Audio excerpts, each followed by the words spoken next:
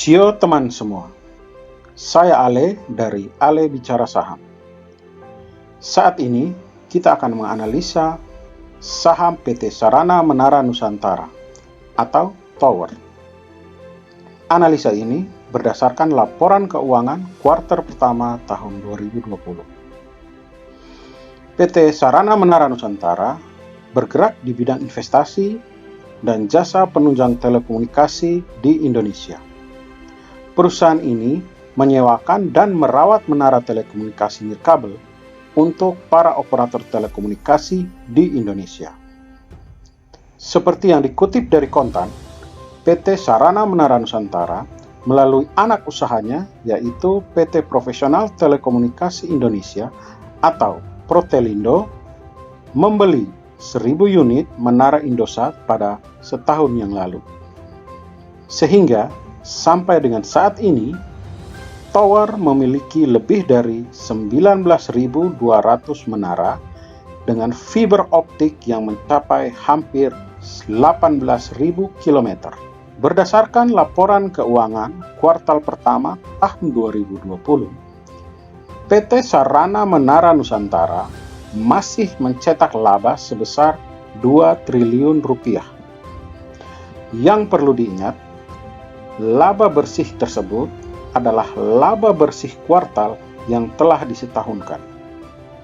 Dari laba tersebut, maka pendapatan untuk setiap lembar saham dari PT Sarana Menara Nusantara atau Tower adalah Rp41. Pada tanggal 31 Maret, harga saham PT Sarana Menara Nusantara adalah Rp675. Maka, rasio harga terhadap pendapatan adalah sebesar 16 kali. Dengan ekuitas yang dimiliki oleh Tower yaitu sebesar 9,3 triliun, maka nilai buku dari Tower adalah Rp183 setiap lembar saham. Dan jika dibandingkan dengan harga saham pada saat itu, maka rasio harga terhadap nilai buku adalah 3,6 kali. Dari data, terlihat aset Tower selalu bertumbuh. Tetapi yang harus diperhatikan adalah jumlah equity yang selalu berada di bawah jumlah liabilitas. Dari laporan keuangan tahun 2019, didapat data debt equity ratio sebesar 2 kali dan cash ratio adalah 0,13, sedangkan current ratio adalah sebesar 0,42. Saatnya berbicara mengenai penjualan. Pendapatan penjualan yang dibukukan oleh Tower sejak tahun 2012 sampai dengan tahun 2019 selalu mengalami kenaikan dengan rata-rata peningkatan sebesar 17%.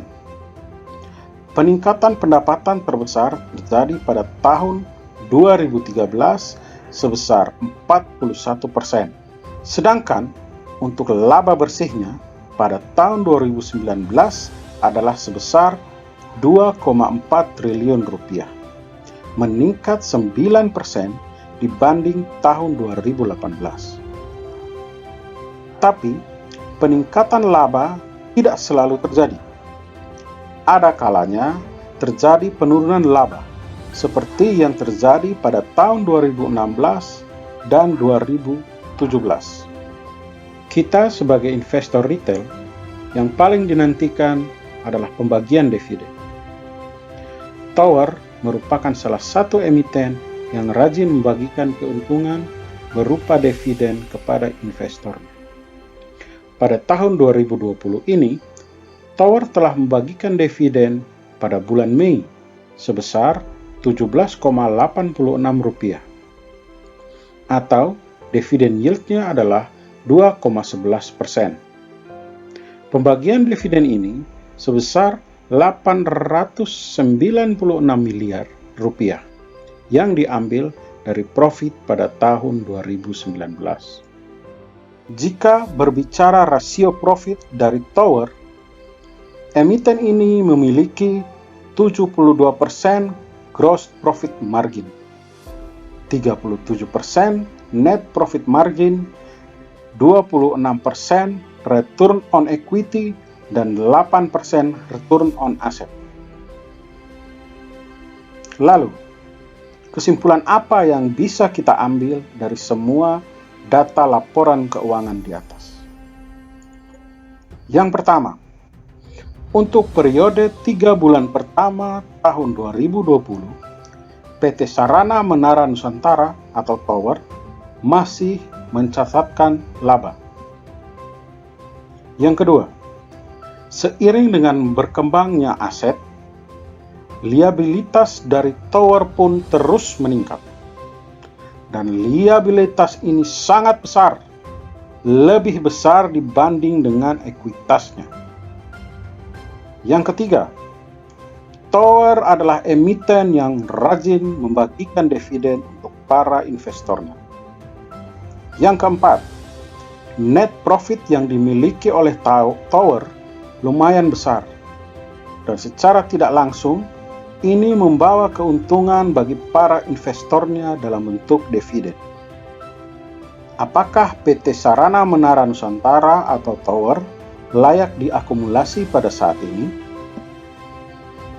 Menurut pandangan pribadi saya, Tower merupakan suatu emiten yang menarik. Prospek usahanya bagus, walaupun dalam keadaan COVID-19 seperti ini. Ditambah lagi dengan kedekatannya dengan grup Jarum. Tetapi, dengan harga pada saat ini, mungkin saya belum tertarik untuk mengakumulasi. Saya akan menunggu sampai terjadi koreksi terhadap harga sebelum saya mulai mengakumulasi. Oke, ini adalah sedikit analisa saya mengenai PT Sarana Menara Nusantara atau Tower. Silahkan like, share, dan subscribe. Tinggalkan komen, baik kritik atau saran yang membangun. See you, kita ketemu lagi di Ale Bicara selanjutnya.